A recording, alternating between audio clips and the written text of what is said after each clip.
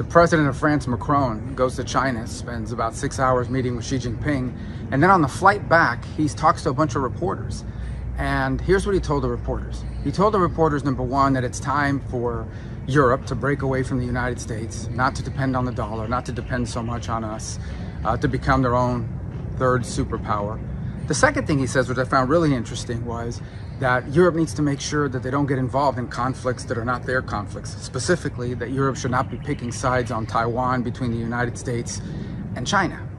And so I think this is a good moment for us to ask Europe, does Macron speak for all of Europe? Is Macron now the head of Europe? Is he now the most powerful leader in Europe? Because if he is, then there's some things we're going to need to change. Number one, Europe, including France specifically, has depended heavily on the United States for 70 years for their own defense.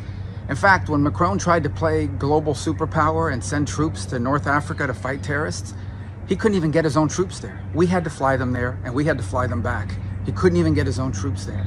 So if they're going to break off on their own and follow Macron's lead, that's going to save us a lot of money. As far as not getting involved in other conflicts that are not ours, we need to ask Europe, does he speak for them? Because we're pretty heavily involved in Ukraine right now. We're spending a lot of our taxpayer money on a European war. And I've supported that because I think it's in the national interest of the United States to be allies to our allies. But if our allies' position, if in fact Macron speaks for all of Europe and their position now is they're not going to pick sides between the US and China over Taiwan, then maybe we shouldn't be picking sides either. Maybe we should basically say we're going to focus on Taiwan and the threats that China poses, and you guys handle Ukraine and Europe.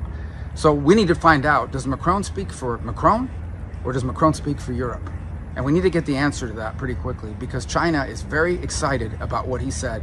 They enthusiastically support everything he said, and apparently he said even worse.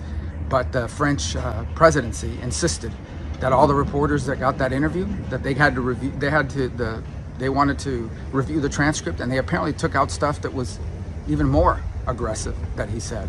So we need to find out where Europe stands.